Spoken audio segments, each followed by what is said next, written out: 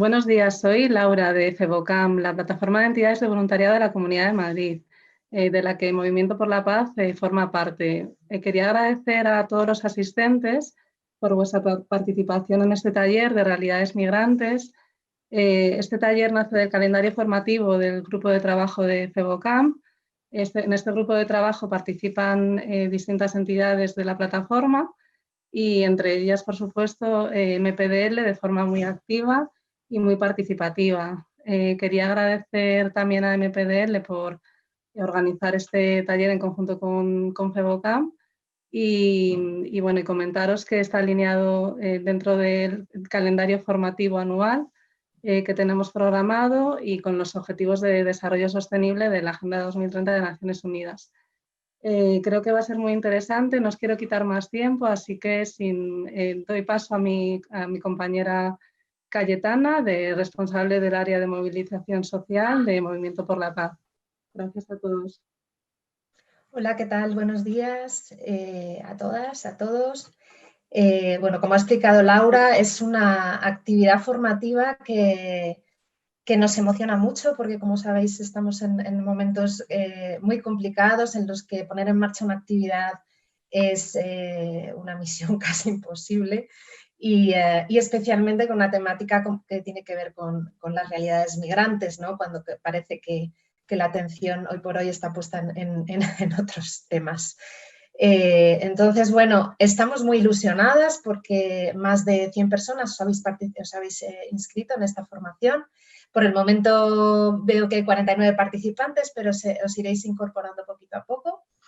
Agradezco a FEVOCAM siempre el trabajo colaborativo y en coordinación que hacemos especialmente pues, en el grupo de formación y en todas las iniciativas de visibilidad y participación de personas voluntarias y de temáticas específicas, especialmente en temas de migraciones. Y agradezco a mis dos compañeros de MPDL, Aitor y Andrea, que andan por ahí, que van a estar un poco coordinando la formación y, por supuesto, a los intervinientes, a las intervinientes, Nuria García, William Martínez y Ana Casavilán. No lo he pronunciado bien, ya lo sé, Ana. Luego nos dirás cómo se pronuncia. Y bueno, no robo más tiempo, que lo disfrutéis muchísimo y paso la palabra a mi compañero Aitor. Buenos días a todas y a todos. Antes de comenzar, sí que os queríamos comentar, ¿no?, que esta sesión está siendo grabada. Seguramente la podremos subir en nuestras redes sociales cuando pase un tiempito, o lo comunicaremos. Sí que os pediríamos que encendierais la webcam. Mucho cambia cuando una vez que nos vemos las caras, vemos las reacciones del otro, ¿no? Un poco de feedback siempre es necesario, sobre todo para las ponentes. Mantener el micrófono apagado. ¿Por qué? Porque todo lo que queráis comentar siempre lo vamos a hacer a través del chat, ¿vale? Así que no olvidéis usarlo. Si queréis lanzar preguntas, en algún momento dado las ponentes van a parar, van a permitir que hagáis 2 o 3 preguntitas en 5 minutitos para no perder mucho el hilo. Y es eso, utilizarlo por aquí, ¿vale? Así que nada, como ha comentado Laura de FEVOCAM, nos ha introducido, ¿no?, que esta formación se incorpora en un plan formativo anual en torno a los Objetivos de Desarrollo Sostenible. Estos Objetivos de Desarrollo Sostenible están desarrollados por Naciones Unidas, es una Agenda 2030 en el cual se quiere involucrar a países y actores para la construcción de un mundo más justo, sostenible y equitativo, ¿vale? En este caso, Movimiento por la Paz, como veis, estamos trabajando en torno a todos estos objetivos de desarrollo sostenible que se ven en la presentación, pero sobre todo es en la promoción de derechos humanos, la equidad y la cultura de paz, ¿vale? Pero uno de los ejes principales es que es el de paz, justicia e instituciones sólidas. Es en el cual hoy marcamos esta sesión, este webinar, porque tiene mucho sentido hablar de realidades migrantes, cuáles son sus experiencias, las vivencias y los derechos humanos, ya que lo que quiere este objetivo es incidir en la promoción de sociedades pacíficas e inclusivas, ¿vale? Y que en realidad la justicia sea para todos y estas instituciones sean eficaces, responsables e inclusivas a todos los niveles, ¿no? Entonces, ¿qué realidad es esta, ¿no?, este objetivo? Y qué diferencias hay cuando el Programa de Naciones Unidas para el Desarrollo nos habla de que hay 68,5 millones de personas a finales de 2017 que se han visto forzadamente desplazadas como resultado de la persecución, el conflicto, la violencia y las violaciones de los derechos humanos.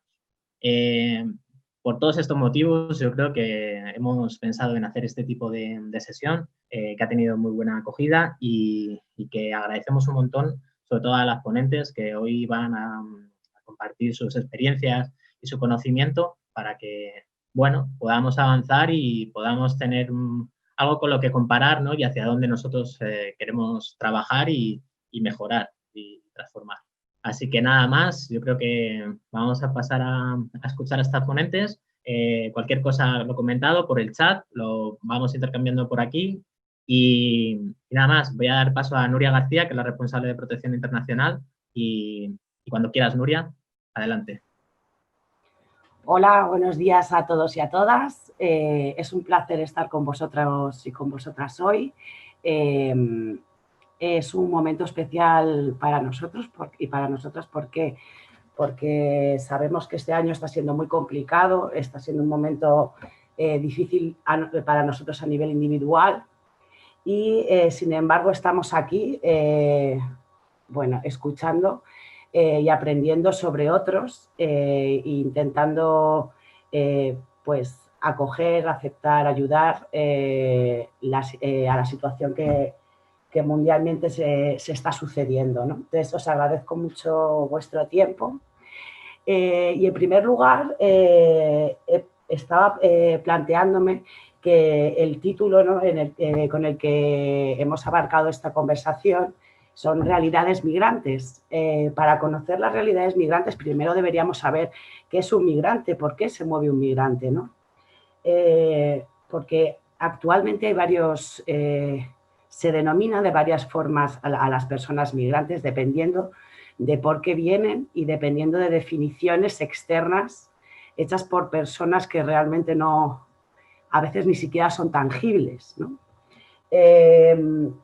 Evidentemente hay una migración con altos recursos económicos que viene a España pues para asentarse en la jubilación o para estudiar, pero es un tema del que ahora mismo no nos interesa hablar y como no tenemos mucho tiempo no voy a pararme en ello. Pero sí que hay dos términos para definir las personas migrantes que creo que hay que tocar, que son los denominadas personas migrantes económicos y las personas solicitantes de asilo.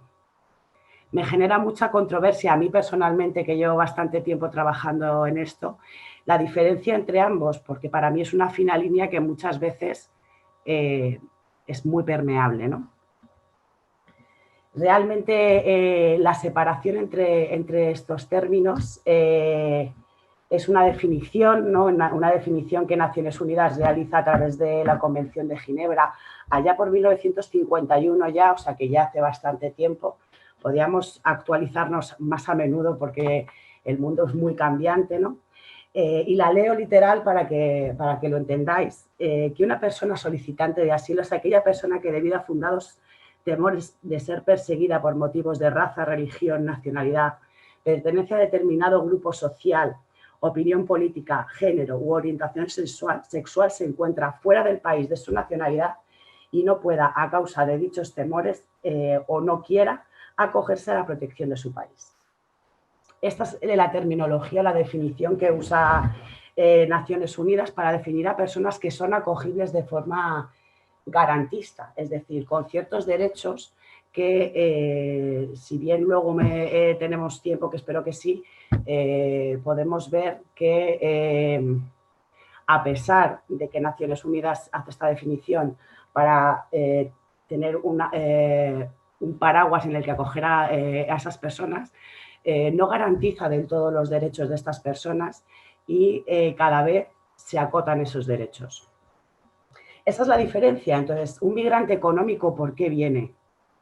Y es una cosa que yo me planteo y que después de haber visto a muchas personas migrantes que han venido aquí, no como refugiadas o como solicitantes de protección internacional, sino como migrantes económicos, me pregunto, porque realmente vienen por unos motivos bien parecidos a los que podría incorporarse en esta definición. Sin embargo, no cuadran según las legislaciones vigentes en esta definición y por tanto quedan fuera, como migrantes irregulares, como personas que invaden nuestro país o que vienen a hacer cosas, bueno, ya sabéis. Entonces, en realidad, para mí hay cierta ambigüedad en este tema y cuando vayamos avanzando en el tema veréis que esas personas vienen por impactos que se han generado normalmente por culpa de países occidentales, como puede ser, por ejemplo, en el caso de África y bueno, Latinoamérica, la gran expoliación de recursos que desde Occidente se hace, o la forma en la que los productos no pueden ser manufacturados en países de origen. Senegal, por ejemplo, que es un país que nunca ha estado en una guerra civil, que no entra dentro de los cánones de lo que sería un país refugiado, está siendo devastado a nivel pesquero por grandes buques occidentales, o por ejemplo el algodón, que es uno de sus grandes productos que cosechan allí, no tiene la posibilidad de manufacturarlo al no tener empresas de manufacturación, con lo cual tienen que llevar ese algodón a los países occidentales o los países donde están las fábricas y traerlo embolsado a un coste 3 o 4 veces más alto. Me pregunto, ¿eso no es violencia? ¿Eso no merece ser tenido en cuenta por las Naciones Unidas? Bueno, también es una reflexión que todos tenemos que hacernos. Y seguro que si estáis aquí os lo habéis hecho. Haciendo un poco de historia, las migraciones siempre han existido, pero las fronteras no han sido permeables de igual forma. Entonces, ahora estamos en un momento en el que han pasado varias crisis importantes de migración y parece que nos alarma el hecho de la movilización de personas, pero creo que es un hecho más de herramienta política que de realidad. En este caso, por ejemplo, a comienzos del siglo XX empezaron a llegar personas de origen filipino, latino, prioritariamente para el servicio doméstico. Ahí había una permisibilidad en la frontera muy grande. ¿Por qué? Porque nos interesaba que vinieran esas personas, porque no había personas españolas que quisieran trabajar en ese ámbito. Entonces, abrimos fronteras y facilitamos totalmente para que ellos pudieran pasar y trabajar en nuestros hogares y cuidar a nuestras personas mayores, pequeños, etc. Llegó un momento en 2004 y 2006 que hubo lo que se llamó la crisis de las pateras en España, ¿no? De repente, prioritariamente desde Senegal y Mauritania, empiezan a llegar pateras o lanchas, como queráis llamarlo, a Canarias. Y genera un colapso de los recursos en Canarias, porque no estaba esperado, ¿no?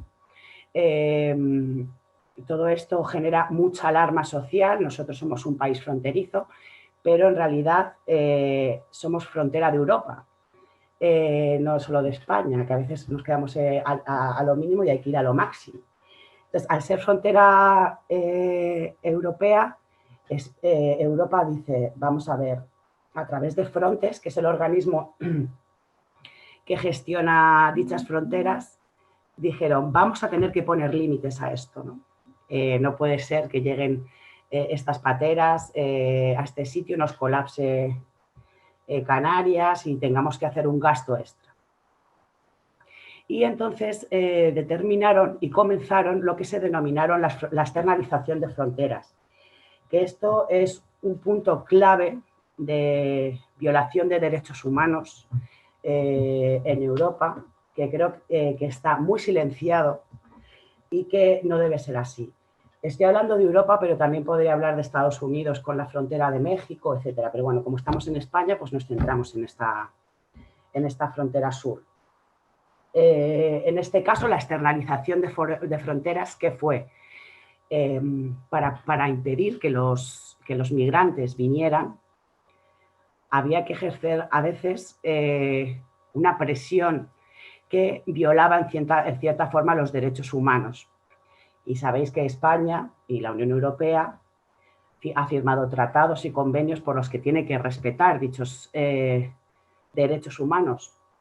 Para poder conseguir que no vinieran y no violar esos tratados, externalizaron las fronteras. Es decir, países poco garantistas como Mauritania, como Senegal, etcétera, se les dio cantidades ingentes de dinero y de medios para que paralizaran dichas fronteras. Y en cierta forma lo consiguieron. Las formas y los mecanismos a través de los que los consiguieron, evidentemente no se nos facilitan y no se nos quedan claros. Bueno, hay radares, etcétera, pero bueno, todos sabemos que a lo mejor más en la frontera de Marruecos, cuando ya esta externalización y esta vigilancia se hizo más estrecha, la migración de la frontera sur empezó, de los países africanos del oeste, sobre todo principalmente, empezaron a utilizar lo que se llama el trayecto largo, ¿no? Y empezaron a viajar a través del desierto, bueno, dependiendo de dónde venía, pues Níger, Argelia, Mali, Libia, hasta llegar a Marruecos y allí poder pasar a la frontera española. Y nuevamente Frontex obligó a poner un mayor control sobre esas fronteras que evidentemente gestionó Marruecos, que, bueno, que es un país, pues eso, por desgracia, con menos garantías de derechos que España, en principio, ¿no? Después, en 2016, estuvo la gran crisis del Mediterráneo con la llegada masiva de solicitantes de asilo de Siria, etcétera, etcétera, que llamó mucho la atención también porque, aparte de porque los medios lo pusieron incesantemente en la televisión, porque la migración empezó a moverse por zonas que no eran las corrientes, es decir, ya no solo llegaban por zonas fronterizas como España, sino que de repente entraban por Hungría, por Turquía, iban entrando a Europa por zonas por las que normalmente no entraban. Entonces, la alarma también fue máxima y en esas estamos, ¿no? Todavía. Aunque posteriormente hubo una mayor llegada de población colombiana y venezolana, de muchas otras nacionalidades también, pero especialmente de estas. Colombia, por el conflicto abierto que había, que supuestamente se ha firmado un tratado de paz que verazmente se sabe que no ha funcionado. Aún así, los estados todavía no reconocen que no ha funcionado. Y Venezuela con lo que todo el mundo sabe, ¿no? Que acaba de llegar el opositor a Madrid hace unos días. Como podéis comprobar, la permeabilidad no es la misma. Hay varias formas de entrar en España. Por costa o por frontera terrestre, que eso se llama migración irregular. Como ya os he dicho, no es lo mismo unos migrantes que otros en muchos casos, ¿no? Para los estados. Por costa y por frontera terrestre no consiguen visado para poder llegar a España, entonces tienen que venir en pateras o atravesando países hasta llegar aquí. Por aeropuerto, que es la migración más abundante y se denomina migración regular, a pesar de que vienen con un visado de 3 meses de vacaciones que finalmente se caduca y acaban siendo personas irregulares, lo que se denomina personas en situación irregular. ¿Vale? Y por otro lado, otra forma de llegar a España sería la población que viene por reasentamiento. Esa gente, o por reubicación, esa gente viene a través de la OIM, de la ACNUR, a través de acuerdos entre países que más adelante os explicaré. Aunque hablemos de migración irregular, regular, cualquiera de ellos puede ser una persona en situación de solicitar asilo o refugio. pero aún así no tiene la misma facilidad para acceder a España. Me centro primero en la entrada por costa o frontera terrestre, que principalmente en España es la frontera sur, aunque también hay pequeñas entradas por el norte, por Francia, pero muy rara vez. En frontera sur está, como ya he dicho, al principio empezó en los trayectos por patera, desde Canarias, Mauritania hasta... Perdón, desde Senegal en Mauritania hasta Canarias, y luego ya lo que denominamos el trayecto largo, atravesando, pues,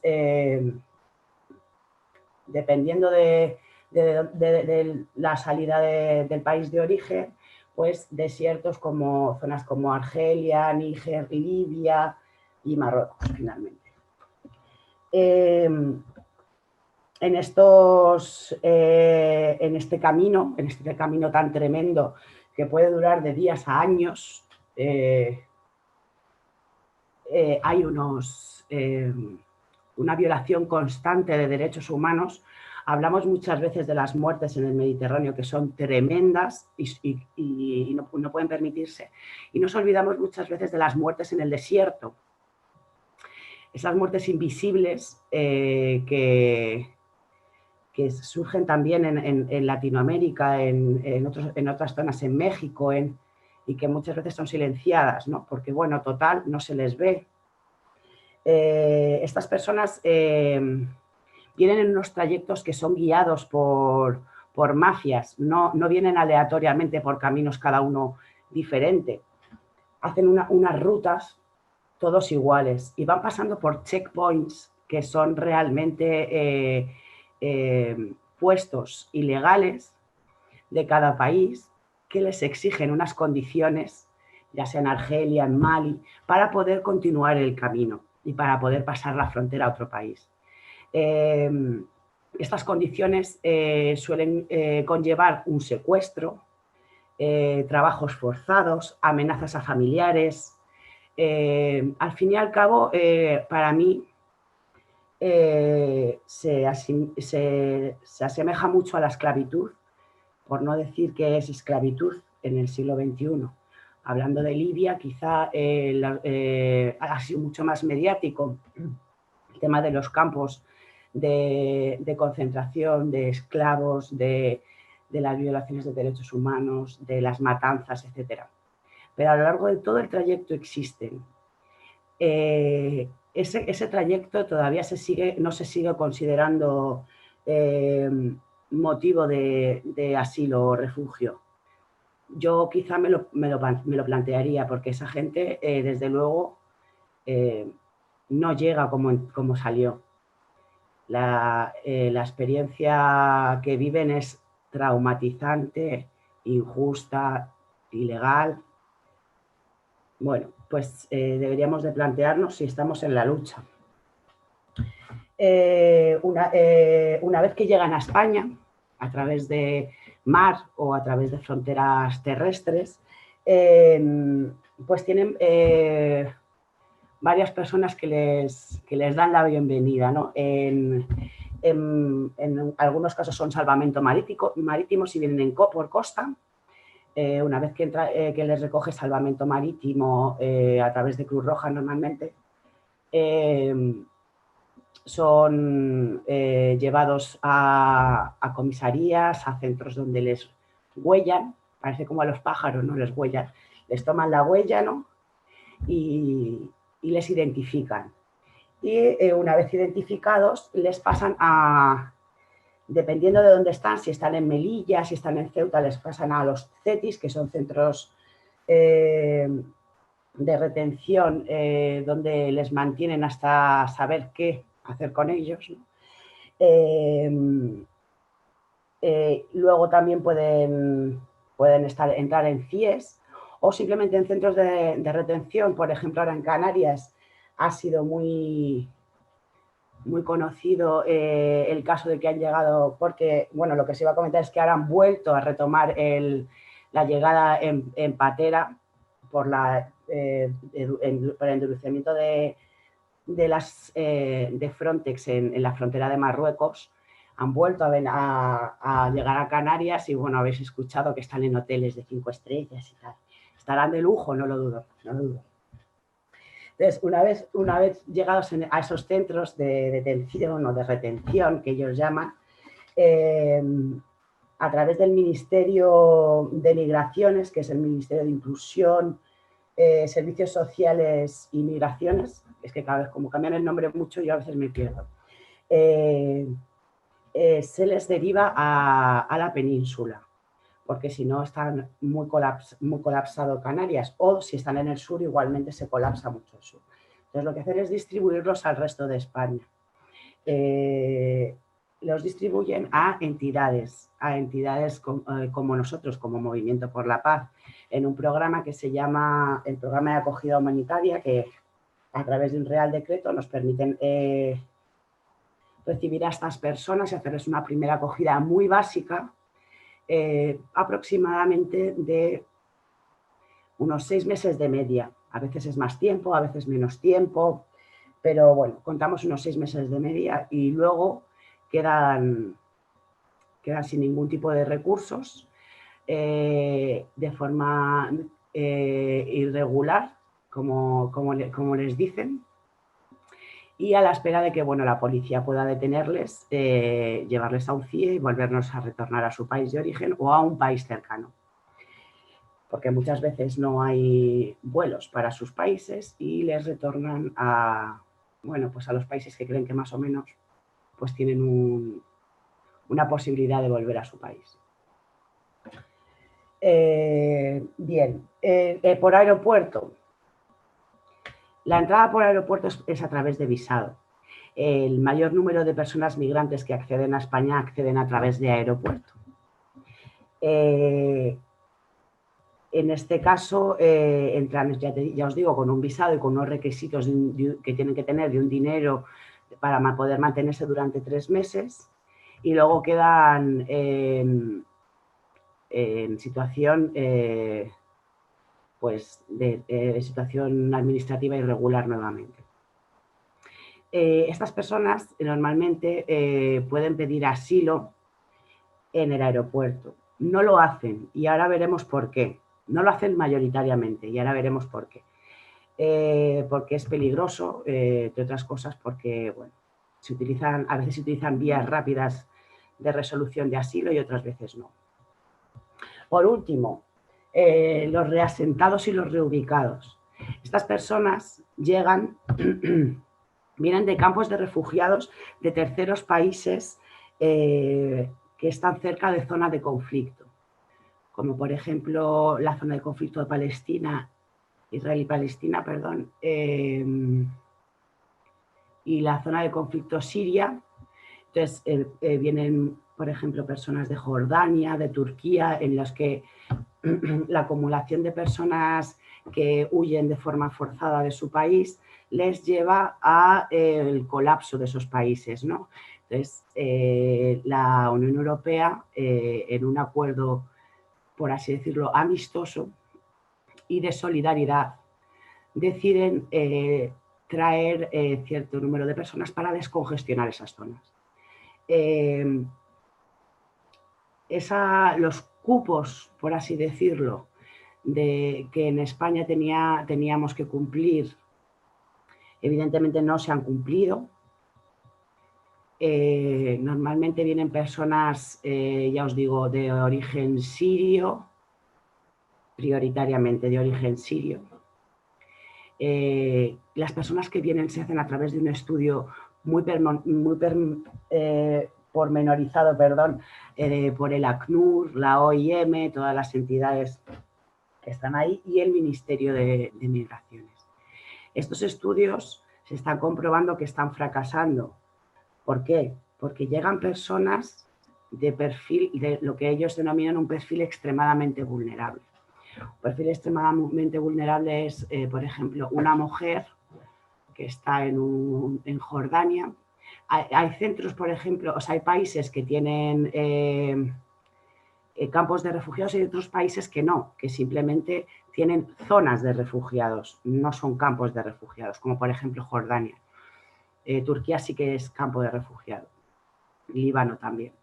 Entonces, a lo mejor viene una mujer con 5 hijos, 2 de ellos con problemas motores o con algún tipo de discapacidad, y llegan a España con las mismas ayudas que el resto de personas y evidentemente los programas tienen unas duraciones determinadas y esas personas no salen adelante. No salen adelante porque es una mujer con 5 hijos menores. Explícame tú cómo una mujer puede trabajar y mantener a 5 hijos y cuidar de 5 hijos. Bueno, es un planteamiento que tendría que repensarse, que se ha informado a la OIM para que se replantee y que bueno, que todas las ONGs hemos detectado e intentamos que esto no vuelva a pasar, porque no solo revictimizamos a la persona, sino que la sacamos de su contexto. En Jordania, por ejemplo, mal que bien, tienen sus claves culturales que entienden, aquí no. Aquí no entienden las claves culturales, la forma de vida es radicalmente distinta y además las oportunidades de salir adelante son mínimas, si no ninguna. Entonces, bueno, ahí va mi queja sobre reasentamientos, que bueno, que no es solo mía, ¿no? Que es una visión global después de un estudio realizado de una realidad que hemos vivido. No sé si queréis preguntarme algo, porque estoy hablando, yo me emociono con mi novela y no paro. Pero si queréis hacer alguna pregunta. Pues mira, Nuria, Paula Fernández pregunta que le gustaría saber cómo están funcionando ahora los movimientos de personas en el contexto de la pandemia. Si ha tenido algo, qué impacto ha tenido en el trabajo, supongo que... En cuanto a la llegada de personas, evidentemente se ha paralizado muchísimo, porque si tenemos en cuenta que la mayor parte de personas vienen por aeropuerto, bueno, pues nada más que decir, ¿no? En cuanto a la llegada por vía marítima o terrestre, ahora está aumentando y evidentemente tiene un significado, tiene un porqué, ¿no? Estamos centrados en una pandemia, en una crisis económica a nivel europeo y, entre comillas, descuidamos las fronteras, ¿no? Que para mí las fronteras no deberían de existir, por supuesto, pero al hacer eso, el acceso es mayor. Y luego aquí en España, no sé si me preguntaba aquí en España la situación. Aquí en España está siendo un total desastre, un total desastre. Las personas que piden asilo no tienen posibilidad de conseguir su documentación, con lo cual tienen un papel, un folio blanco con una foto y un sello que supuestamente les sirve para trabajar según la policía, pero que no lo ponen en el papel cuando deberían tener otro documento que es una tarjeta roja, que es bastante famosa ya, pero que no hay citas para cogerlas. Entonces los empleadores no les contratan, no se les puede empadronar, no se puede hacer tarjeta de bancaria, número de seguridad social, se nos están cerrando todas las puertas. En una palabra, se está viendo en 2 palabras, ¿no? Se está viendo mucho más patente lo que es la violencia institucional a las personas migrantes. No sé si he contestado, Paula, a lo que te referías.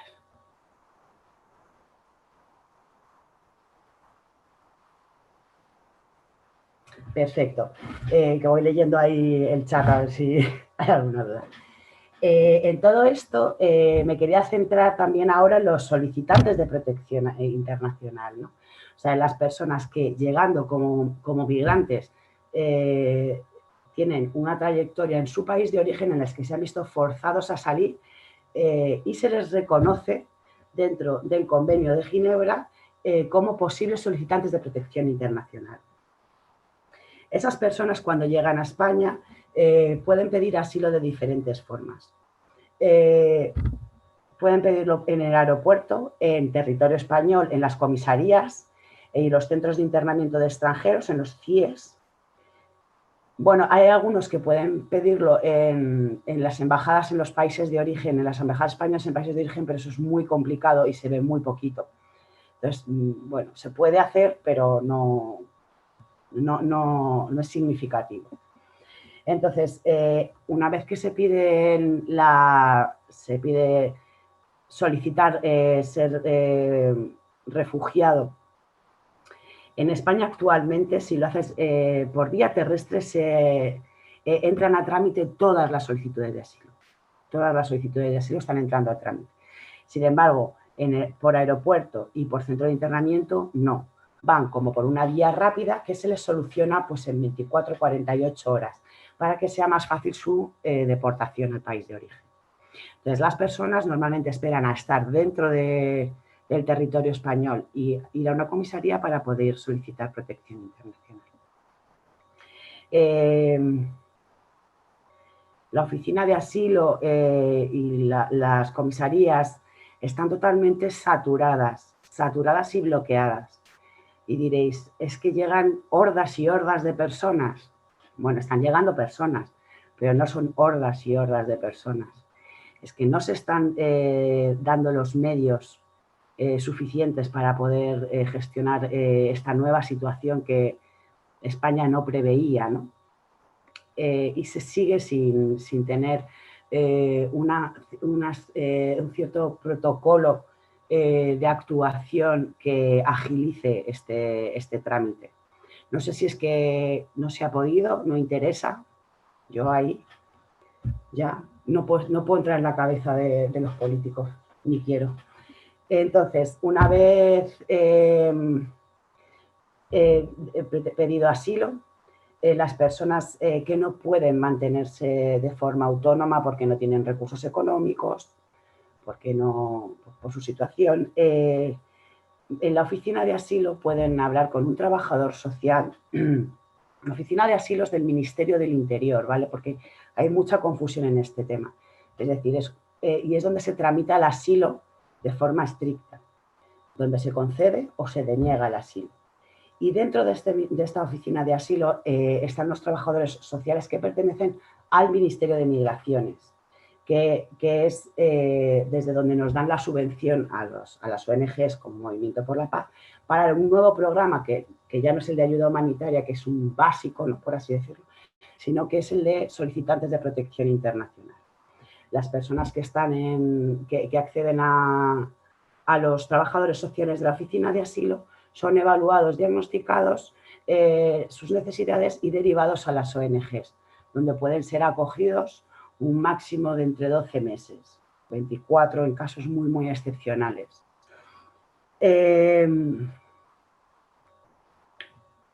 Como anteriormente os he dicho, todo está colapsado. Por lo tanto, las resoluciones no llegan.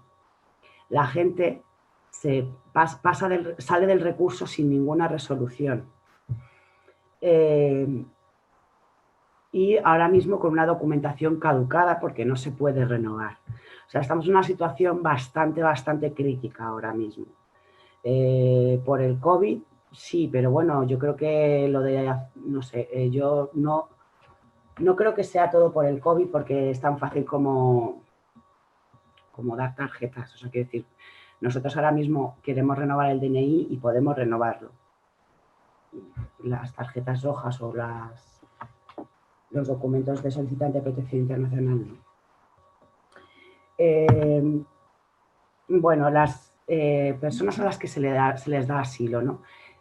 Son muy pocas, muy pocas. Creo que es un 5% de todas las personas solicitantes de protección internacional. Hay nacionalidades que directamente se les deniega. Como por ejemplo actualmente Colombia es súper raro que den porque ya os dije que hubo un tratado de paz fracasado que justifica la denegación de todos los asilos cuando sabemos que se están violando derechos humanos y se está matando, se está haciendo de todo allí en Colombia. Venezuela, yo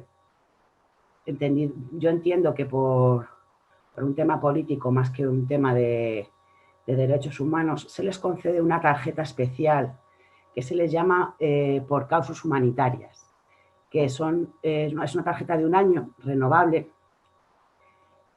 hasta que la situación cambie.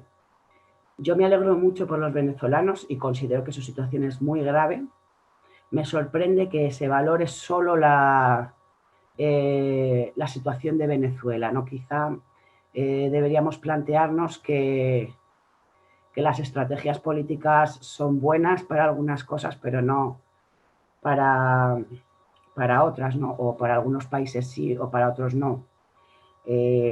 Porque Venezuela está pasando muy mal, pero hay tantos países que lo están pasando mal que, bueno, ya sabemos la relación que se tiene actualmente España con Venezuela a través de Estados Unidos.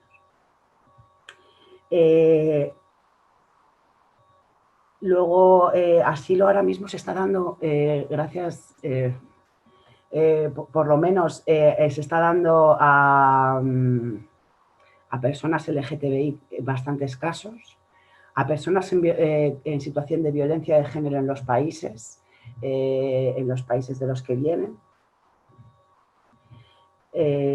Y bueno, pues casos en Siria se están paralizando las resoluciones a la espera de ver qué pasa en Siria, si se mejora o no.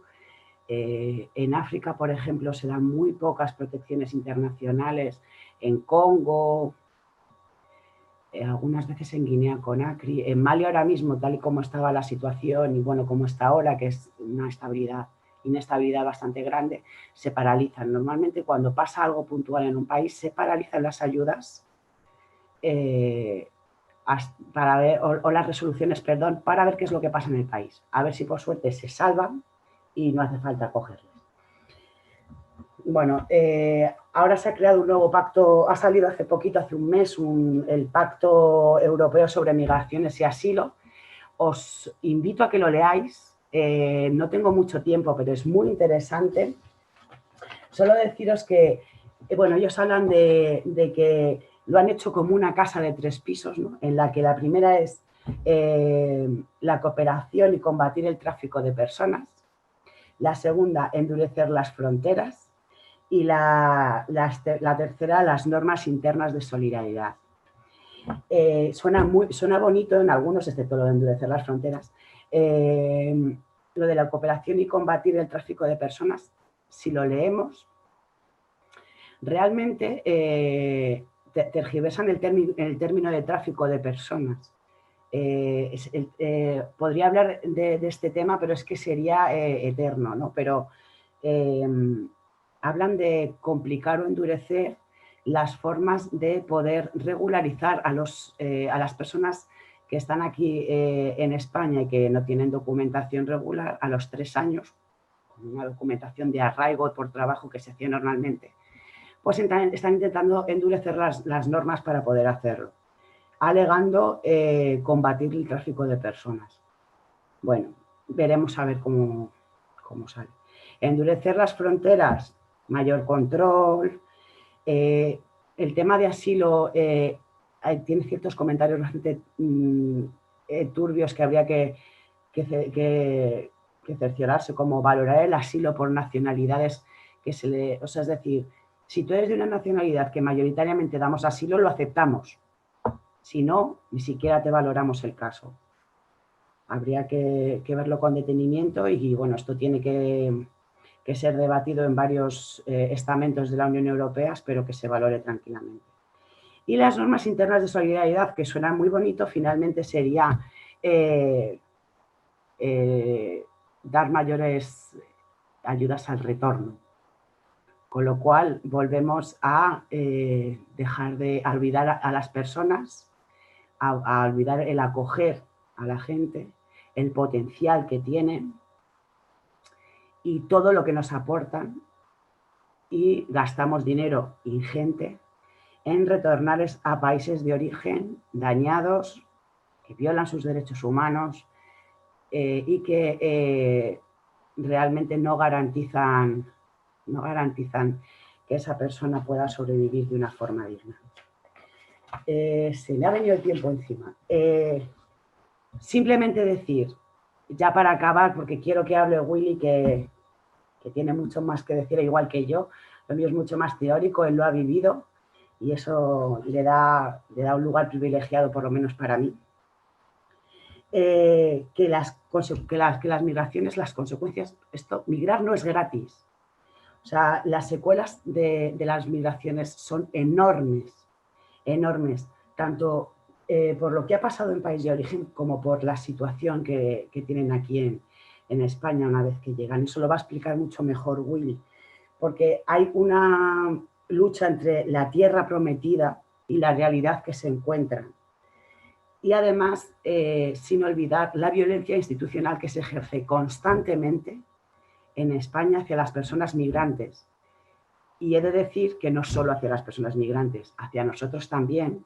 Tenemos que estar muy atentos y luchar contra ella para poder también defender nuestros derechos y los de las personas que vienen a nuestro país a sobrevivir. Podría contar mucho más, pero se me acaba el tiempo, Aitor. Nuria, pues mira, tienes 5 minutos si quieres y hay 2 preguntas en el chat. Vale, no me ha dado tiempo a leerla. Mira, si quieres te las comentamos, le damos Perfecto. respuesta a las preguntas. Sí. Comenta Marta Balondo que aquello que planteas de reubicar es que si tiene en qué sentido que las personas con un perfil realmente tener oportunidades de salir adelante de manera independiente, ¿no? Las personas que son de los reasentamientos. Habría que plantear posibilidades también para las personas más vulnerables que presentan más dificultades como las que has referido. Si quieres te lanzo, bueno, te comento las 2. Sí, ¿sí perfecto. Vale. La siguiente es de Alicia Rubio, ¿no? Si no tiene malentendido, el porcentaje de resoluciones favorables es de protección internacional en España muy bajo en comparación con otros países europeos, como Alemania. ¿Se conoce cuál es el motivo? Y quería preguntaros por las devoluciones en caliente y la última sentencia del Tribunal Europeo de Derechos Humanos. ¿Crees que existe un riesgo real de que se legalicen estas devoluciones sin procedimiento ni de identificación? Buenas preguntas, ¿eh? A ver, vamos a ver. La primera, creo que deberían escoger a personas que pudieran salir adelante. Que pudieran salir adelante en cuanto a las personas que traen como reasentados. Que puedan salir adelante y puedan ayudar a sus familias allí. Porque si no, es un lose-lose, como diría, ¿no? O sea, pierden por todas partes. Las personas especialmente vulnerables, por supuesto que hay que ayudarlas, por supuesto. Pero entonces deberíamos de cambiar el procedimiento del reasentamiento. No podrían llegar en las mismas condiciones que cualquier otra persona. Pues son personas que llevan años y años confinados en centros de refugiados o en situaciones muy, muy precarias y no se puede pretender que en un año una persona de 50 años aprenda español, con una mujer o un hombre, me da igual, consiga trabajo y saque adelante a 5 hijos. Es que en España tampoco, ningún español lo consigue fácilmente tampoco. Me parece ilógico e irracional. Y no sé a quién se le ha ocurrido. Pero bueno, espero que se puedan generar otras vías y, por supuesto, deberían apoyarse y ayudarles. En primer lugar, no teniéndoles hacinados de la forma que las tienen hacinados. La siguiente, espero haberte respondido. No sé la respuesta exacta de cómo hacerlo. Si lo supiera, igual me presentaba presidenta, pero todavía no lo veo. Y la siguiente, las devoluciones en caliente. Muy interesante pregunta. Efectivamente, la sentencia del Tribunal Europeo de Derechos de hace poco. Remito al Pacto Europeo de Migraciones que salió el mes pasado y que no, evidentemente no habla de devoluciones en caliente, pero sí que menciona las vías rápidas de deportación a los países o de no permitir la entrada al país, ¿no? Eso me da a entender que por desgracia, y a no ser que luchemos, y que tenemos que hacerlo, porque aunque nosotros trabajemos o seamos voluntarios en esto, lo principal es ser activistas y luchar por esto, a no ser que luchemos, creo que se van a legalizar las devoluciones en caliente. Muy desgraciado, muy a mi pesar, ¿no? Y ya os digo, no, el pacto este no es muy largo, no es muy largo y creo que es interesante de leer. Y si no, en CEAR creo que han hecho un resumen muy bueno de ello. A ver, en Alemania, el porcentaje. sí. Sí, el porcentaje. Vamos a ver, esto es una opinión personal porque nadie sabe por qué. Entonces, bueno, dentro de lo que yo he podido observar, en Alemania el nivel de migración no es un país fronterizo. Entonces, las personas que llegan son perfiles muy, muy determinados. Personas sirias, además entraron mucho al principio, que las que entraron evidentemente eran las que tenían más recursos económicos y por tanto más nivel educativo y más potencial, es decir, les salía a ganar tener refugiados médicos, refugiados informáticos, refugiados, pues era un potencial, ¿no? O sea, ellos no habían gastado ningún dinero en ese conocimiento y sin embargo les ha llegado, ¿no? Y se les dio un nivel de asilo muy grande. Y ese es el perfil de personas que llegan a Alemania. En España, al ser un país fronterizo, nos llega un volumen de personas diferente, que se consideran migrantes económicos.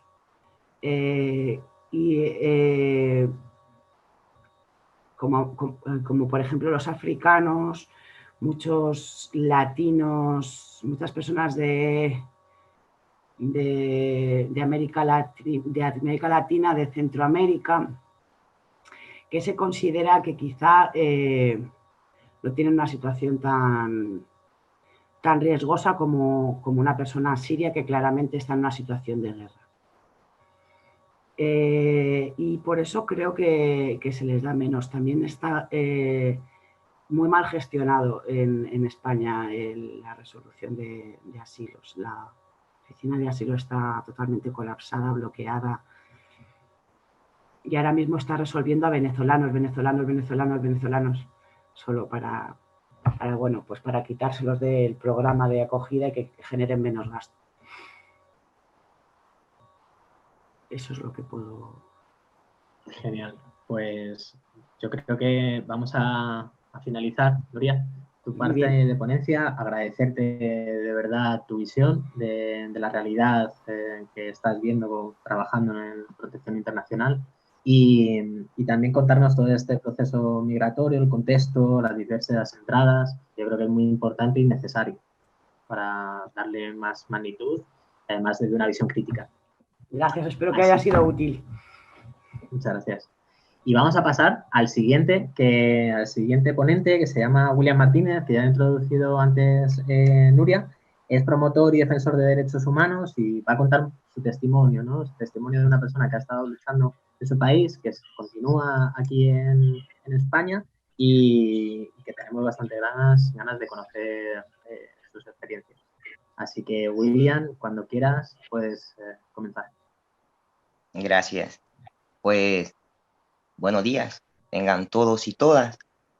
Agradezco nuevamente la oportunidad de poder contarles un poco quién soy, qué hacía en mi país, qué hago y el por qué estoy aquí. No es fácil.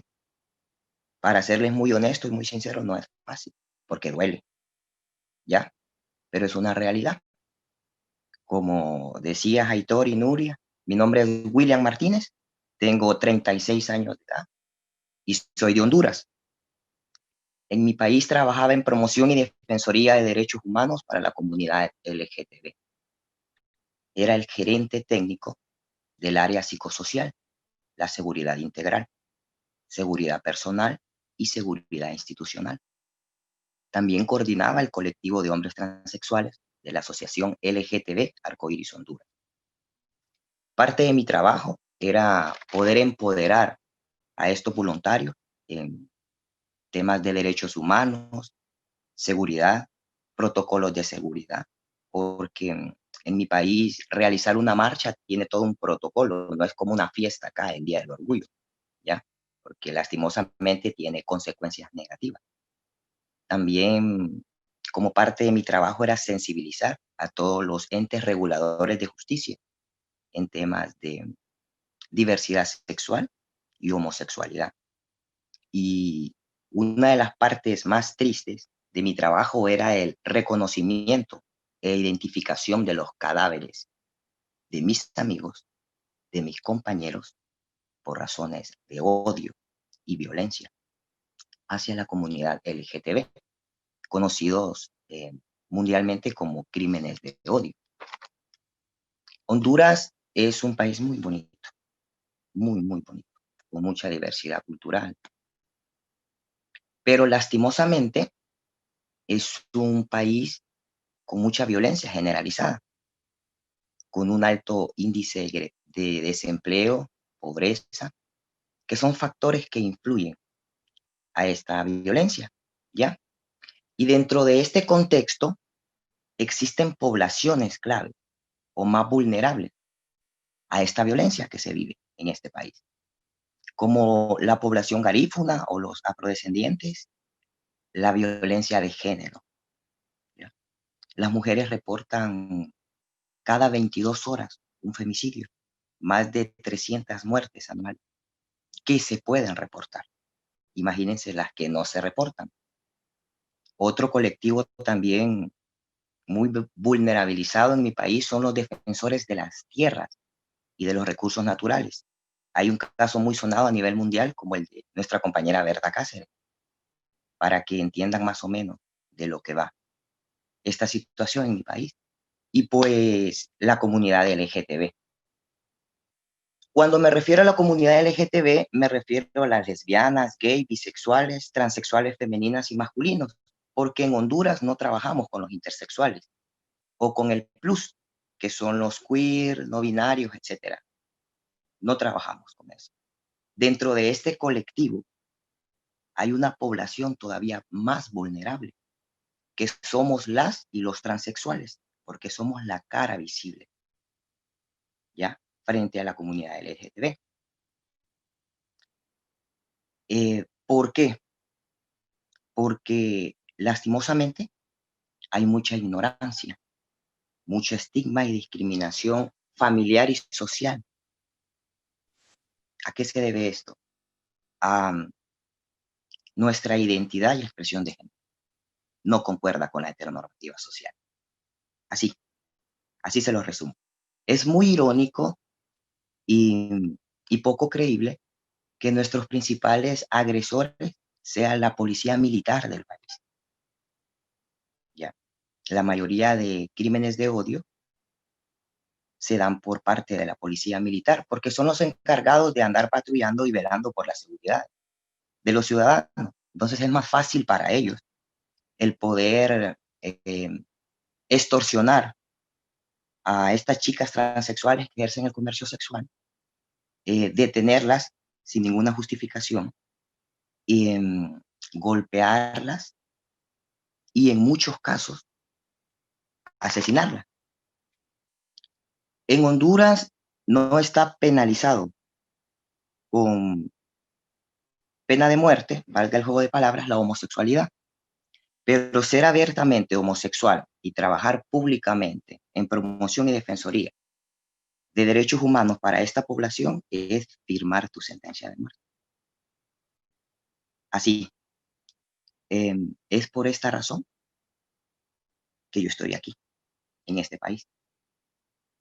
Tuve que abandonar mi país en menos de 48, porque todavía la gente no entiende que es una persona transexual.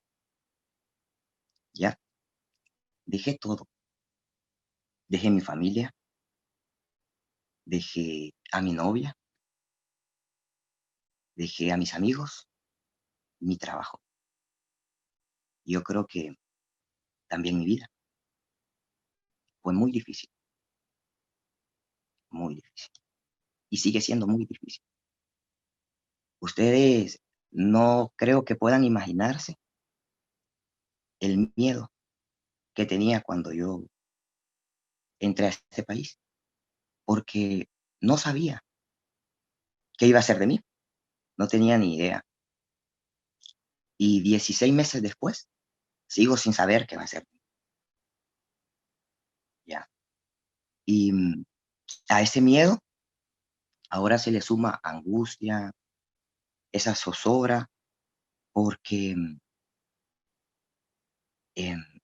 no sé si mi solicitud va a ser aprobada o va a ser denegada.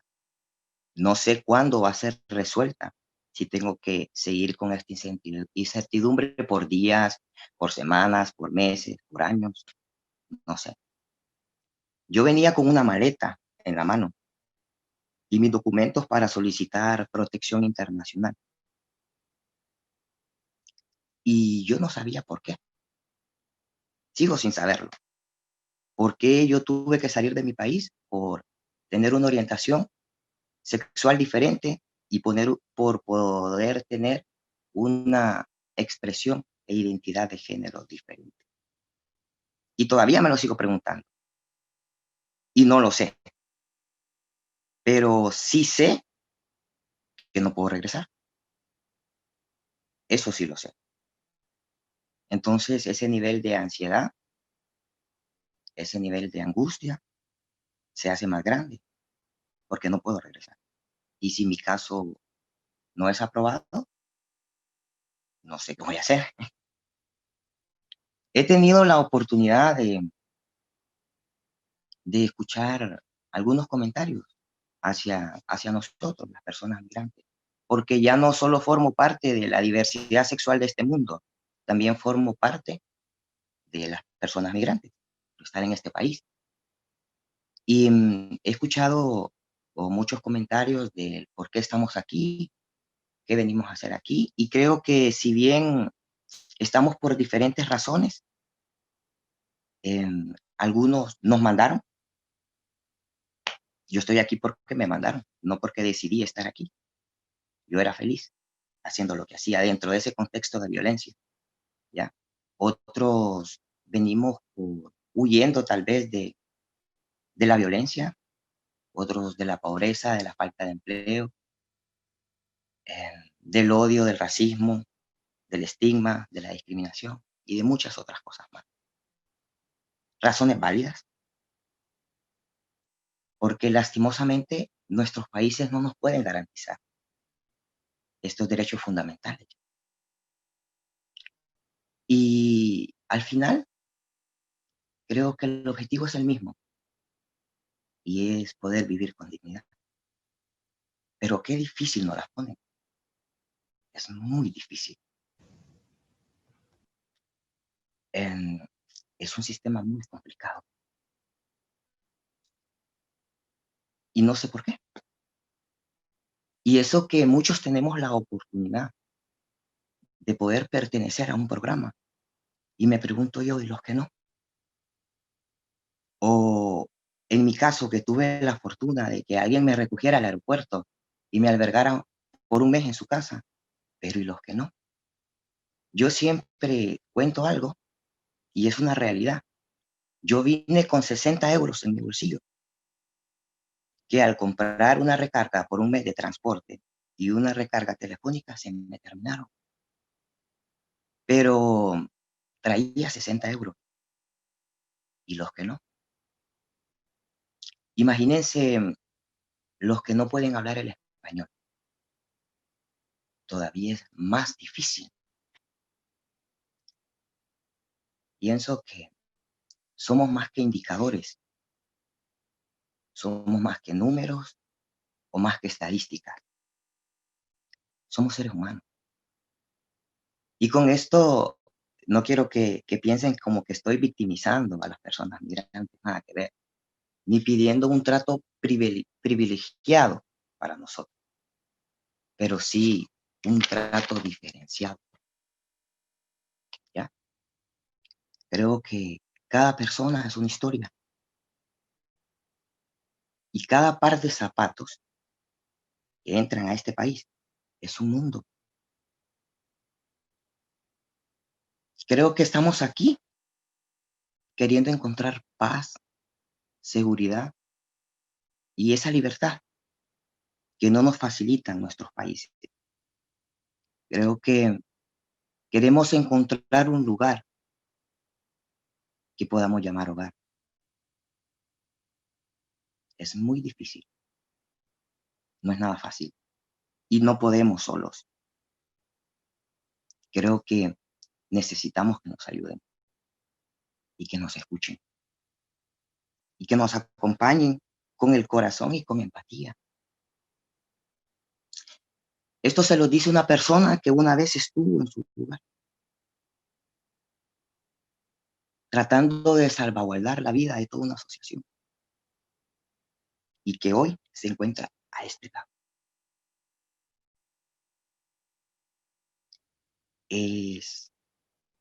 No es nada fácil. Es muy difícil y es tan difícil que cada día pido con toda la fuerza de mi corazón que se me dé la oportunidad de volver a ese lugar y trabajar en lo que mejor sé hacer.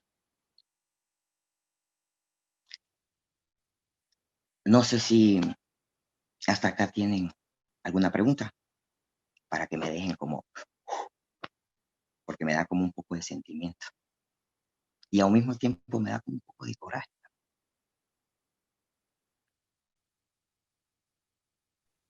¿Alguna pregunta?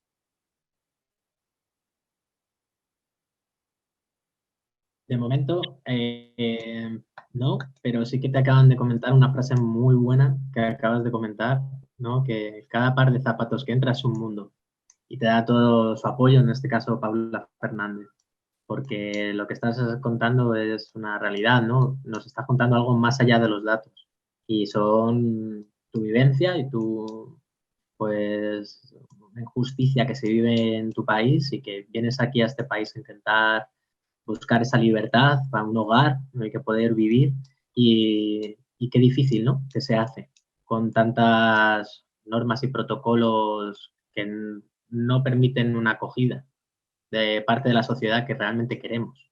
Pues yo lo entiendo así. Entonces, mira, ahora acaba de llegar una pregunta, porque yo también me pongo a divagar. Vamos allá. Pregunta Mercedes Burrutia. Qué impresionante tu intervención, William. No sé si vamos a ser capaces de hacer preguntas después de este impacto. Les diría a aquellas personas que se encuentran ahora en la situación de tener que decidir si dejar o no su país para sentirse a salvo y respetados. ¿Qué les dirías tú a estas personas que están pensando en salir?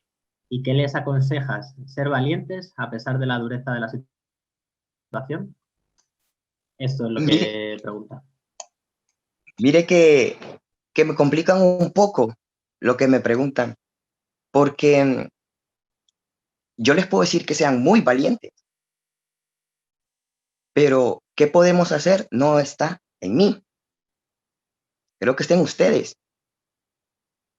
¿En qué pueden hacer ustedes para que nosotros nos podamos quedar aquí y podamos llevar esa vida digna que no podemos tener en nuestros países? Es como bien complicado. Yo puedo decirles que resistan, que aguanten hasta el último momento y que agoten todas las instancias, pero al final la decisión está en ustedes. Y cuando me refiero a ustedes, me refiero a su país, ¿ya? A las autoridades que llevan pues estas oficinas, donde nosotros pues de una u otra manera nos vamos a amparar para poder legalizar una situación. Porque no podemos, William no puede regresar a Honduras. William tiene un proceso de hormonización que se le permitió en este país. Y si casi me matan antes que tenía rasgos femeninos, ahora me van a terminar de matar. Porque en mi país lastimosamente no hay una ley de identidad de género. Todos nuestros derechos son violentados. Si bien hay un artículo que sanciona la discriminación, no se lleva, no se cumplen. Esas son las realidades de Honduras. Puedo hablar por Centroamérica, que si bien hay unas mejores, hay otras peores. Y en un contexto de todo Latinoamérica. Esa es la verdad, eso es lo que sucede. Y eso es lo que yo me estoy enfrentando hoy. Es como bien complicado y a veces yo me río para no llorar, digo siempre, porque yo no sabía que yo necesitaba tanta papelería, tanto papel para poder trabajar en promoción y defensoría de derechos humanos, en cualquier área. Yo creí que ese sentimiento era la que nos diferenciaba de otras especies, el hecho de ser humano. No sabía, la verdad eso lo aprendí aquí, que necesitaba papeles para poder desarrollar ese sentimiento. ya qué complicado es ayudarles a ustedes. Es muy complicado. No sé, en el chat creo que... Sí, pues justo, estábamos viendo que hay otra pregunta. Te dan gracias por tu testimonio y mucha fuerza, de hecho, para continuar esa defensa de derechos en la que sigues en ella. Y Marta comenta que, según tu opinión y tu experiencia en los dos lados, digamos, en la frontera, ¿crees que desde aquí podemos hacer algo más por cambiar la situación en países con este tipo de problemas? Dice que es difícil responder a esto y hacer algo, pero quizá en primera persona las cosas se vean de otra manera. Y gracias por compartir tu experiencia. Pues yo creo que, no sé si me lo preguntas como país o como persona, porque si me lo preguntas como país, creo que es nuestros propios países los que deben garantizarnos a nosotros esa seguridad, ¿ya? Y esos derechos fundamentales que tenemos como seres humanos. Como personas, claro que sí. Y lo digo con toda la convicción, porque como les digo, estuve en los dos lugares. Estuve en el lugar donde están ustedes, ayudando a las personas, y hoy por hoy estoy necesitando ayuda. Y por eso les puedo decir perfectamente lo podemos hacer. El problema es, ¿queremos hacerlo? ¿Qué tanto deseamos hacerlo? Porque es muy fácil el poder estar detrás de un escritorio y poder estar ordenando, mandando, pero ¿cuántas veces nos tomamos el tiempo de sentarnos, de conocer a la persona que está tocando nuestras puertas, que está tocando nuestra organización, porque necesita una ayuda? ¿Qué clase de ayuda? Hemos visto las habilidades, los talentos, las actitudes, los conocimientos de esta persona. ¿Hasta dónde quiere llegar? ¿Hasta dónde lo podemos acompañar? Por eso les decía, con corazón y empatía, porque no es fácil caminar en los zapatos de otras personas. 10 minutos en este pantalón y ustedes salen corriendo, eso se lo garantizo.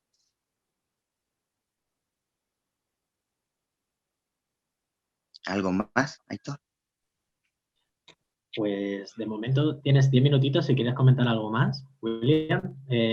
A mí sí que se me ocurre un poco el qué quieres, no sé, qué presente se te presenta, qué presente tienes aquí en España, ¿no? Y qué te gustaría conseguir. Y ya nos has comentado un poco, ¿no? La situación tuya de espera de papeles, de regulación. Pero bueno, sí que me gustaría preguntarte yo por aquí. Pues, primero, tener esa paz y esa tranquilidad de poder decir, voy a quedarme en el país porque aceptaron mi solicitud de asilo y me facilitaron esa opción, porque es una zozobra muy fea la que se vive. Poder seguir trabajando en lo que mejor sé hacer, en promoción y defensoría de derechos humanos, y tener un lugar, como les dije anteriormente, que pueda llamar hogar. Hay algo que normalmente no nos ponemos a analizar, y es que hay muchas clases de personas que migran, como dijo Nuria. Hay muchas que lo hacen huyendo de ese estigma y discriminación, no tal vez por razones extremas por las que yo estoy acá o por las que muchos están acá, o solo por querer tener una vida diferente. Cuando llegamos acá, la realidad es completamente diferente. Y me da mucho dolor en mi corazón ver a esas personas que meten en una maleta muchos sueños y por cada traba van sacando. Y siguen muchos con esa maleta cerrada, con ese montón de sueños, por años, por meses, porque no los pueden cumplir, porque no facilitan el poderlos cumplir. Queremos trabajar, queremos aportar, queremos de una u otra forma retribuir la apertura que nos dan. ayúdenlo. Apuesten por nosotros. No les voy a decir que siempre van a ganar, porque como dicen en mi país, de todo en la viña del Señor. Pero somos vidas. Eso es lo que está en juego. Somos vidas. Y me pregunto yo, ¿quiénes somos nosotros para poder disponer de la vida de los seres humanos? Yo creo que más que todo es una reflexión hacia adentro. ¿Qué estamos haciendo para poder cambiar la realidad de muchas personas y para poder cambiar nuestra propia realidad? ¿Qué es lo que en realidad queremos hacer? O si lo que estamos haciendo, lo estamos haciendo. Yo creo que yo les agradezco mucho darme la oportunidad de poder compartir mi experiencia y mi sentir. Y de una u otra forma, tal vez de una forma indirecta, ser la voz de muchos y muchos que no tienen la oportunidad de que se les pueda aperturar estos espacios y poder exteriorizar su vivencia. De verdad, yo se los agradezco mucho. Y yo creo que es el momento de que deberíamos de reflexionar y ponernos a trabajar. ¿Y qué somos? Militantes, defensores de derechos humanos, activistas. ¿Qué somos? O somos personas que se sientan en un escritorio y empezamos a devengar un sueldo mensual. Siempre le digo a Nuria, para mí trabajar en promoción y defensoría de derechos humanos es tener una paga por satisfacciones. A mí me pagaban por satisfacciones. Por eso me pagaban. Por recibir satisfacciones a diario. En un contexto tan diferente y tan difícil. Ustedes no tienen la necesidad de luchar por una ley de identidad de género. Ustedes no tienen la necesidad de luchar por un alto grado de estigma y discriminación. En Honduras se lucha por vivir.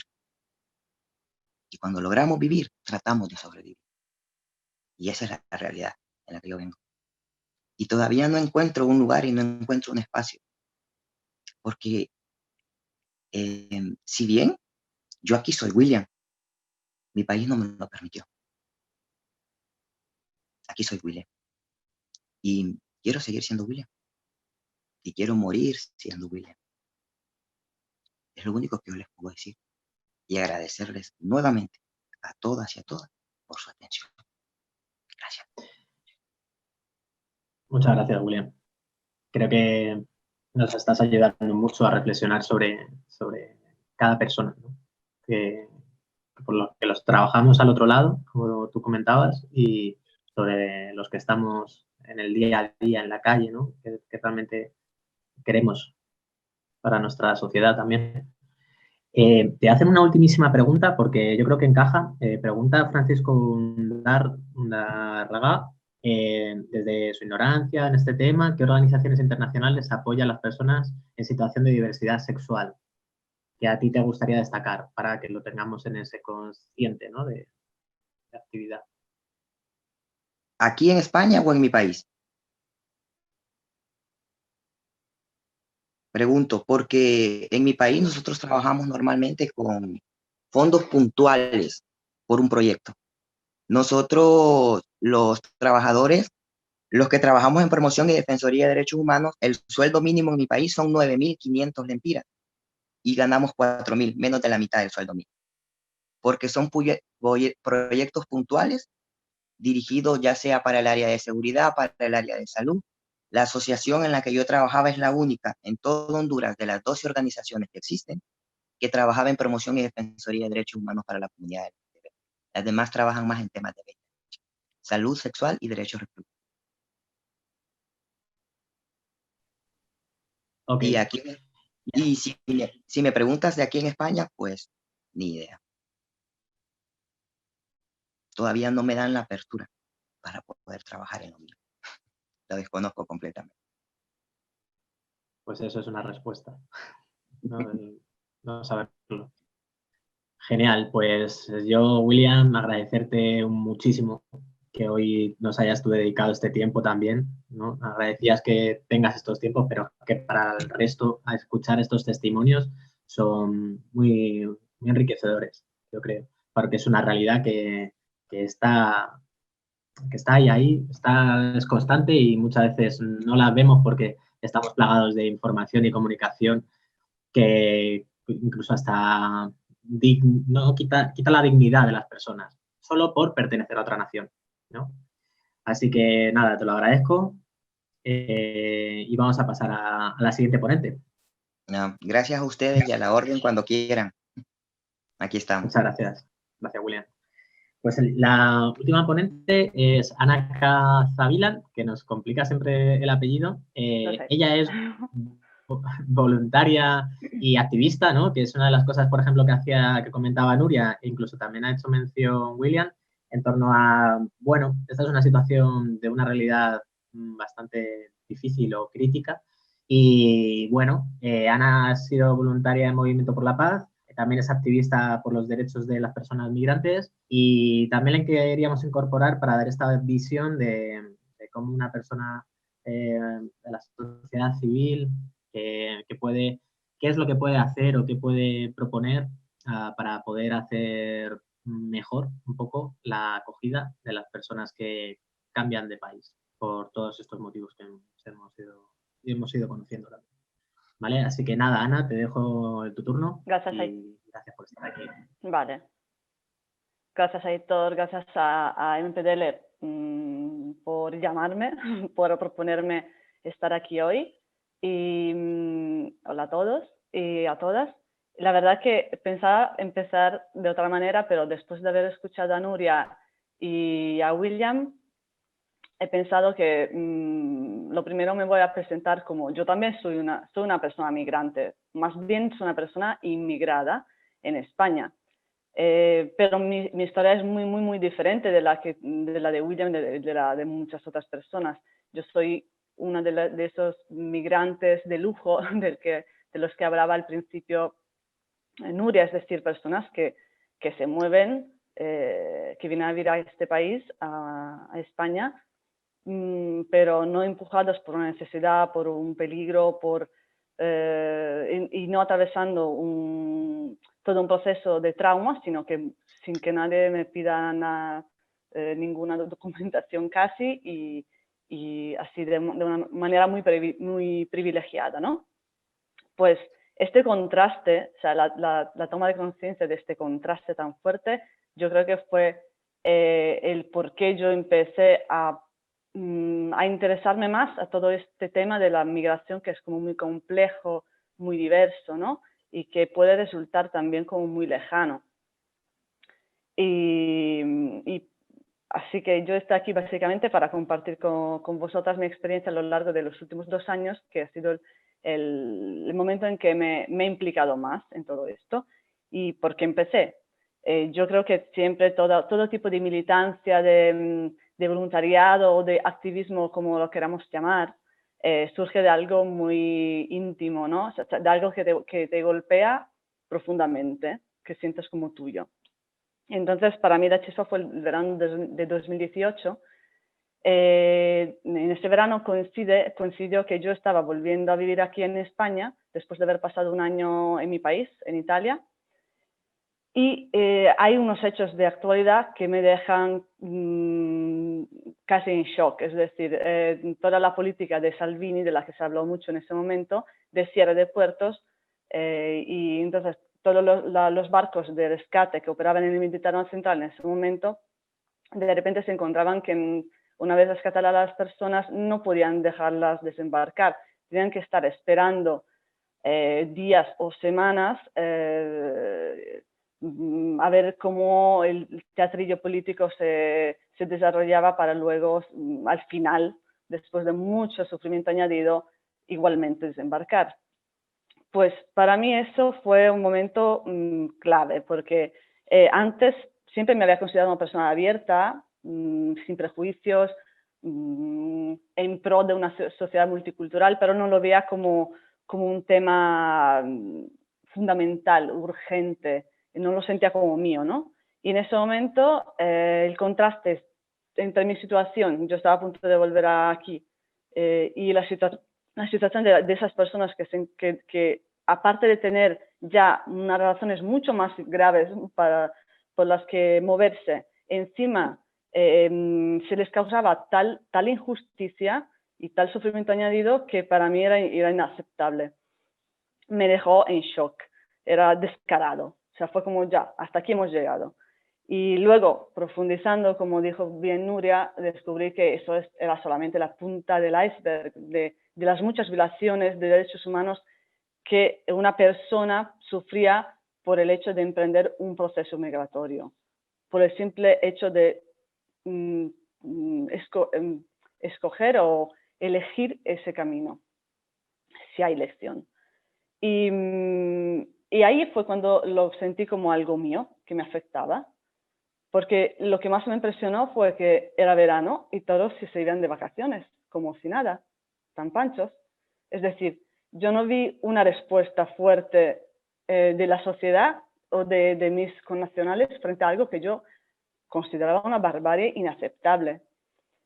Y nada, pero luego pensé que yo tampoco estaba haciendo mucho más. O sea, me estaba amargando bastante el verano, eso sí, me estaba expresando con palabras y con toda la gente que tenía alrededor mi indignación, pero siendo sinceros no estaba haciendo mucho más que una persona que se iba de vacaciones y que pasaba de todo ese tema. Entonces eso fue lo que me empujó a buscar algo. Empecé a buscar en Italia y también en España, ¿no? Y encima, casualmente, por casualidad, en aquellos días leí una frase del escritor italiano Italo Calvino, que traducida más o menos sería así. Era un trocito de frase que decía: buscar y saber reconocer quién y qué en medio del infierno no es infierno, y hacer que dure y darle espacio. Y me pareció que me estaba hablando a mí. Entonces fue un poco lo que empecé a hacer, a buscar lo que no es infierno, para hacerlo crecer. Y es un poco lo que yo creo que las personas normales y corrientes pueden hacer. Y aunque me da un poco de coraje decir que soy activista, pues al final he pensado, pues sí, soy activista, en el sentido de que yo creo que no se necesita unos pocos héroes activistas, super líderes, o mejor dicho, no se necesitan solamente a ese tipo de personas para una transformación, sino que se necesita a una multitud de personas que sean activas, informadas, empáticas y, muy importante, que sean organizadas. Es decir, redes ciudadanas, ¿no? Que se activen. Pues cuando se puedan activar, yo creo que más o menos a dos niveles, que son también los dos niveles de acciones a las que yo he participado en estos 2 años, y es un nivel más directo, más local, más a nivel personal, individual. Por ejemplo, dar apoyo material, asesoramiento jurídico, apoyo emocional, cercanía emocional a personas que por su situación de migrantes están sometidas a dificultades de todo tipo, a marginalidad y a un estrés también y un sufrimiento psicológico. Y acciones, en cambio, a un nivel más general, más indirecto, pero que buscan concienciar sobre las raíces de esos problemas individuales, o sea, de esas dificultades que luego afectan a cada una de esas personas, que no son números, como decía William, pero que sí se les trata como tal, y por eso se necesita, yo creo, trabajar también a un nivel más que no sea solamente de la acción directa a la persona. Y en ese sentido, que se trata de concienciar a la sociedad, que es un poco con lo que estamos haciendo ahora mismo también, aunque bueno, hay muchas formas de hacerlo, y presionar a las autoridades competentes para que las raíces de esos problemas sean modificadas o en parte eliminadas. Eso, por ejemplo, las injusticias estructurales que están dentro de la ley de extranjería, de las que hablaba Nuria al principio, la existencia de centros de detención o retención de personas que te quitan la libertad por un tema administrativo, como son los CIES, las violaciones de derechos humanos en zonas fronterizas, desde las más leves hasta las más graves, como las que pasan en Libia, por ejemplo, y la falta de alternativas de vías legales, es decir, la lucha, por ejemplo, contra las mafias debería de pasar por dar una alternativa que no sea lucrativa para poderse mover de manera legal y segura. Es decir, este es un nivel de incidencia política. En esos 2 años, yo, al principio, cuando volví a España, lo primero que me encontré, que se cruzó en mi camino, fue MPDL, y porque vi que estaban empezando un nuevo proyecto de voluntariado que se llamaba Mentoría Social. Y me pareció como muy interesante y me apunté. Y la mentoría consiste básicamente en que en establecer una relación lo más horizontal y paritaria posible con una persona que recién llegada a España, a Madrid, en este caso, y también ser un poquito su punto de referencia aquí. Y en mi caso se trataba de una persona de África subsahariana llegada por patera, hecha en patera, y entonces después de todo el periplo de varios, en este caso 2 años, del que hablaba Nuria, y con la que todavía sigo en contacto después de haber terminado nuestro voluntariado mutuo oficial. Y yo creo que, por ejemplo, ese tipo de proyecto como acción de nivel directo es muy buena porque permite algo imprescindible, que es el conocimiento directo de lo que estamos hablando. Para que no sean estadísticas hay que conocer a las personas, pero es muy complicado también, porque ¿dónde puedo yo encontrarme con una persona de África subsahariana llegada en patera que no habla muy bien mi idioma y que no frecuenta casi ninguno de los sitios donde yo voy normalmente? Es casi imposible encontrarse, aunque vivamos en la misma ciudad. ¿Y cómo es posible para esa persona salir de ese círculo tan cerrado de personas que están en su misma situación? Y si no habla muy bien el idioma, no puede trabajar y tiene que estar siempre alerta porque en cuanto no puede ir a una fiesta patronal, o sea, no se siente cómodo, no se siente tranquilo porque en cuanto haya un control de papeles, pues su situación puede ser muy, o sea, puede arriesgar su presencia en este país. Pues a través de la mentoría ha sido posible crear este puente, ¿no? Yo soy un puente para esta persona, para entrar en nuestra sociedad de alguna manera, y él es un puente para que yo pueda entrar en su día a día y conocerlo. Y además es un tipo de voluntariado, de acción bastante motivador, porque ves enseguida los efectos concretos de tus acciones. Es decir, ves una mejora a nivel del idioma, porque hablando contigo pues, es un entrenamiento, y puedes ayudar en el papeleo, en las cosas burocráticas, hacerle todo como mucho más fácil y sobre todo dar algo que creo que es muy preciado para una persona que llega a un país que desconoce, donde no tiene contactos, y que es poder contar con alguien, así sin más, contar con alguien. Sé que si tengo algo, puedo llamar a esta persona que tiene más, por el simple hecho de vivir aquí, conoce más cosas y me puede dar seguridad. Y esto para mí fue una experiencia muy buena. Yo creo que debería de ser algo bastante más común. O sea, lo digo sobre todo para poder conocer directamente las cosas. Y no, es un baño de realidad. También es un baño de realidad que quita todos los prejuicios, tanto positivos como negativos.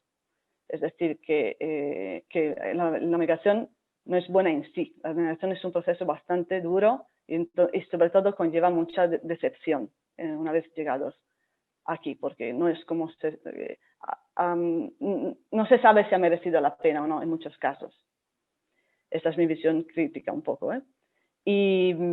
Pero mi inquietud iba un poquito más allá, es decir, estos casos individuales no puedes ayudar a todo el mundo, es imposible llegar a todos. Y entonces, yo creo que este tipo de acciones directas son complementarias o van complementadas con las acciones de incidencia social y política. Y allí fue donde yo empecé a buscar y a descubrir un pequeño mundo de redes, asociaciones. Yo ahora estoy en la red en la RSA, la Red Solidaria de Acogida, pero hay muchas más que son más o menos formales y que buscan precisamente visibilizar y cambiar los mecanismos estructurales de las como europeas, que son los mecanismos que permiten que dan las condiciones para que luego todas esas historias individuales sean tan duras y sean historias de violencia y de falta de alternativas o de criminalización del mismo acto de emigrar o de decepción.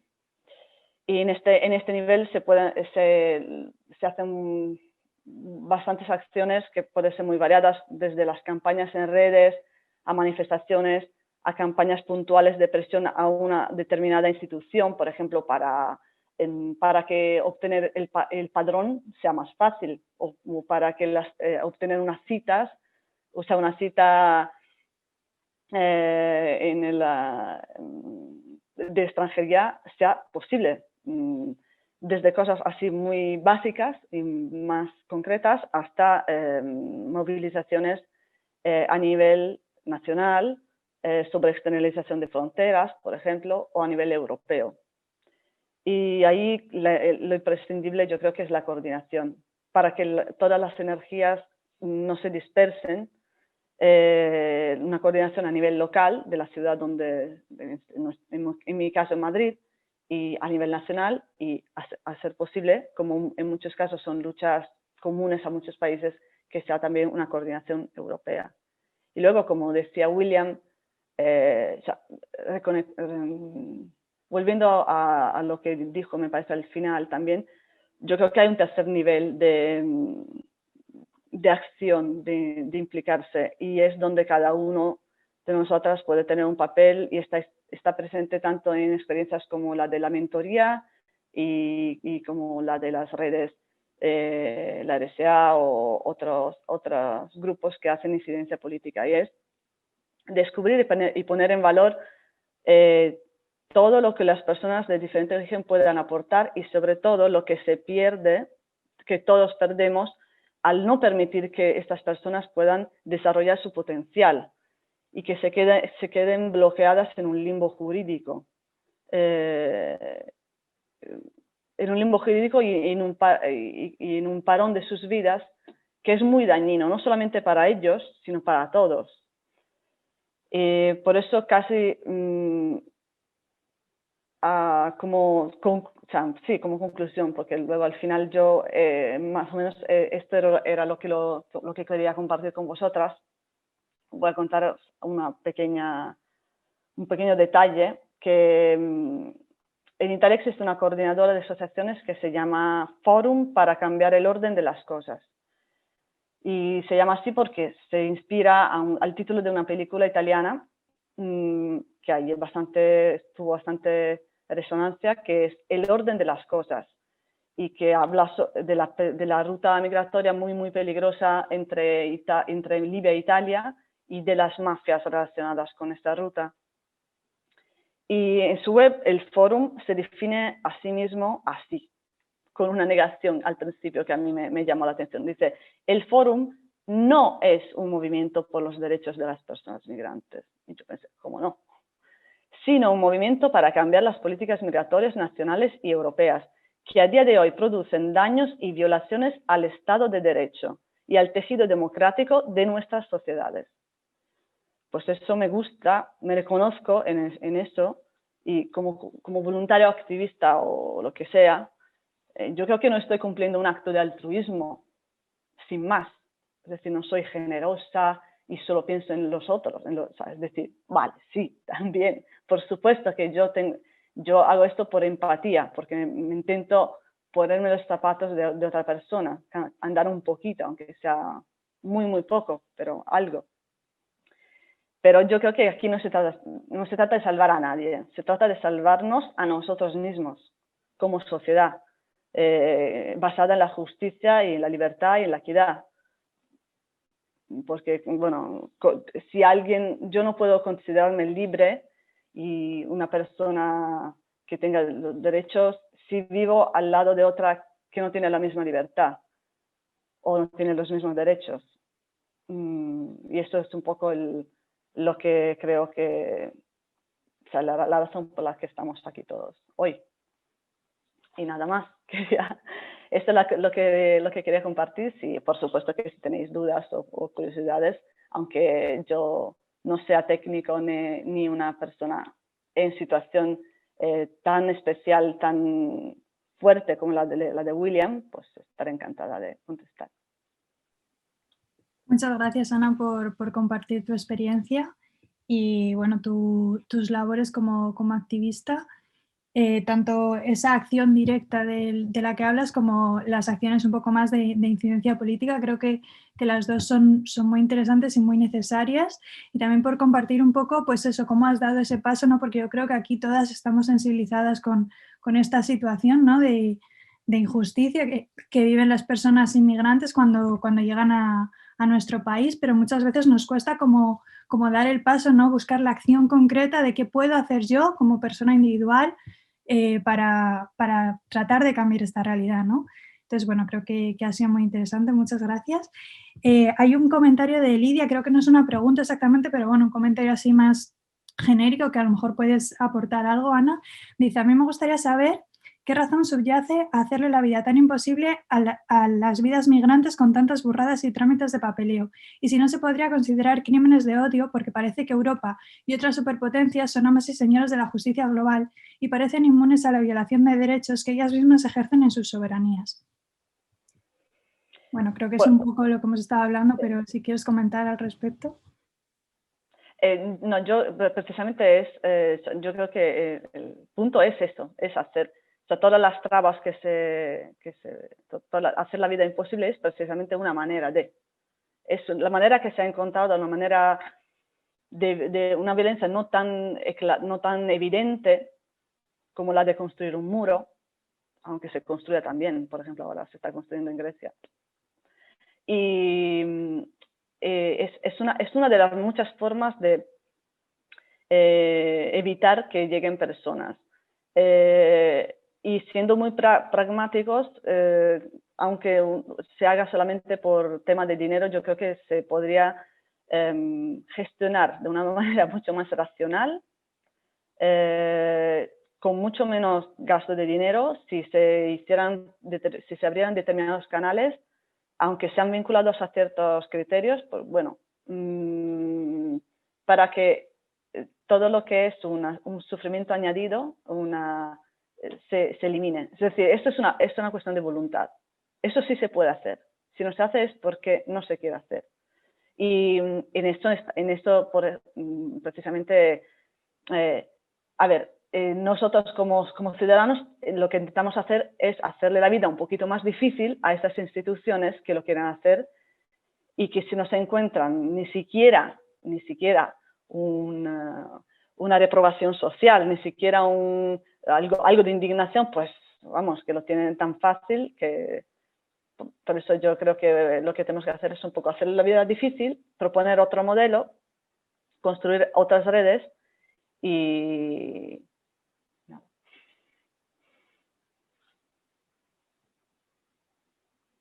Muchas gracias. No sé si alguien más tiene alguna pregunta. Os quería comentar que, bueno, ahora Laura acaba de compartir por el chat un cuestionario de satisfacción que os agradeceríamos mucho que rellenaseis sobre esta sesión. No sé si alguien más quiere comentar algo. Si no, vamos terminando. Héctor, Sí, de hecho, si alguien se anima y quiere ahora encender el micro, tenemos 10 minutitos que podemos compartir. Y si alguien también, aparte del chat, quiere expresarlo con la voz, es un buen momento.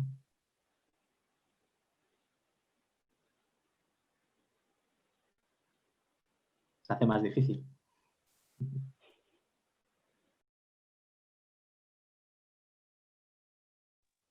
Bueno, por parte de FEVOCAN, agradeceros también a MPDL y a todos los testimonios de hoy. La verdad que, como comentaba William, a veces nos toca ponernos en los zapatos de otros y tener un poquito de empatía, ¿no? Porque aunque no seamos todos los que estamos aquí personas migrantes, eso no significa que no tengamos sensibilidad hacia estas situaciones que ocurren y que no busquemos los medios para intentar que esta situación pues se mejore, ¿no? Que transforme la sociedad y que busquemos mecanismos, no solo a nivel gestiones de cómo conseguir pues la tarjeta sanitaria, el número de la seguridad social, el número de DNI, sino también a nivel humano, ¿no? Que veamos a las personas de igual a igual, independientemente de qué país vengamos, de dónde vivamos y en qué condiciones estemos. Yo creo que hay que tener más empatía y hay que reflexionar todos y hacer también autocrítica y ver en qué podemos mejorar. Así que agradeceros muchísimo, de verdad, todo lo que habéis comentado. Yo la verdad que he tenido la piel de gallina en algunos momentos de este taller y me ha parecido súper bonito. Gracias, Laura. Y gracias igual a FEVOCAN por hacer este paraguas también para hacer el webinar. Y yo creo que, bueno, lo que estamos comentando, ¿no? Un poco para cerrar, a menos que alguien de verdad que se anime, tenemos este hueco para poder hacerlo. Quería así que ir acompañando un poco la reflexión que había dejado también Ana, la cual le agradezco un montón hoy también que esté aquí un ratito y contando su experiencia desde esos pasos, ¿no? De cómo le han llevado a tomar acción, ¿no? Me sensibilizo y ahora ¿qué hago? A mí hay una pregunta que muchas veces, ¿y ahora qué? ¿O ahora cómo? Pero quiero hacer algo, ¿no? Entonces, pues yo aquí sí que animo, ¿no? Que en realidad si ya sabemos la situación en la que están estas personas que simplemente han cambiado de país, pero no simplemente por unos motivos que son sencillos, sino porque a lo mejor están perseguidos o porque sus derechos no se pueden llevar a cabo, no son libres ni tienen un lugar donde pueden llamar hogar, pues eso, ¿no? Que demos un paso en las sociedades en las que recibe o acoge o estas personas migran y nos preguntemos cómo podemos hacer esas sociedades más justas y más democráticas, que me ha gustado mucho esa reflexión por parte de Ana, ¿no? De democráticas. O sea, estamos en una sociedad que se hace decir así, que en una Europa democrática, pero las leyes que están saliendo, como ha dicho Nuria, están yendo hacia otra dirección. Por lo tanto, es necesario de movilizarse, ¿no? Y de avanzar hacia otro modelo de sociedad y solo lo podemos hacer con las personas que migran. O sea, tenemos que ir acompañando a ellas y a nosotros nos van a acompañar para que realmente vivamos en sociedades que merecen la pena y que no van a excluir porque provienen de una nación o de otra. Así que, bueno, ya esta también es como una parte de reflexión. Y si alguien se anima, es el momento. Aitor, a mí me gustaría añadir, yo creo que tengamos en cuenta que en esta formación hemos participado 59 personas en un momento en el que los temas de los derechos de las personas migrantes interesan bien poco. Quiero decir que 59 personas hemos sacado 2 horas de nuestra mañana para compartir, debatir, buscar soluciones alternativas a esta realidad tan dramática, y creo que una manera de movilizar e incidir es que las 59 personas que estamos en este momento aquí seamos capaces de trasladar y movilizar y concienciar desde nuestro entorno más cercano. A veces es verdad que estoy totalmente de acuerdo con Ana, con Nuria, con William, que hay que hacer incidencia política, hay que conseguir movilizar a las instituciones, a las políticas, a las decisiones de quienes tienen capacidad para decidir, pero también creo que es importante que desde nuestros entornos más cercanos seamos capaces de trasladar todo esto que hemos estado hablando aquí. A veces nos olvidamos que la gente más cercana a nosotras y a nosotros no tienen incorporado qué es esto, ¿no? De los derechos y por qué yo tengo que ser igual que tú si mi estatus y mi posición de manera aleatoria es mejor que la tuya. Entonces, a veces desde el área de movilización también trasladamos este mensaje. Creo que es importante que la movilización también la visualicemos desde lo muy cercano y lo muy local y desde ahí, por supuesto, ir ampliando la perspectiva y trabajando bueno, a los distintos niveles, ¿no? Así que muchísimas gracias a las 59 personas que hemos participado. La idea es que podamos generar más espacios de intercambio de información y formativos desde MPDL en colaboración con FEVOCAM, así que os invitamos a todas a que estéis muy pendientes, muy al tanto de lo que vamos lanzando y esperamos veros en otros espacios de manera online por el momento, pero ojalá podamos encontrar un espacio para vernos cara a cara, que sería estupendo. Bueno, muchas gracias.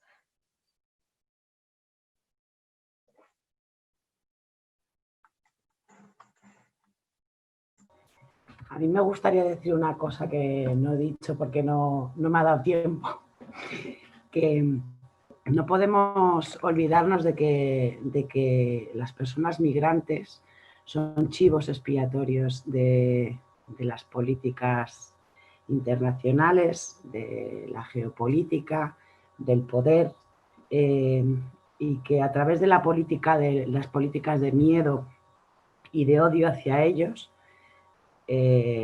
nos están ganando batallas y no podemos permitirlo.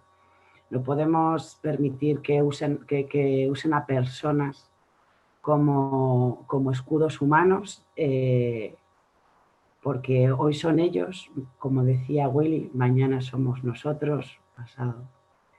Reflexionemos y sobre todo abramos mentes a quien todavía no las tiene abiertas. Me parece muy importante. Muchas gracias a todos, de verdad. Muchas gracias. Espero que os haya sido de vuestro agrado esta charla. Genial. Pues nada, vamos a cerrar. Gracias, Nuria. Gracias, William, Ana y Calles, Andrea, Laura, todas las que han hecho posible esto. Así que vamos a acabar y cerramos y esperamos vernos en otros espacios.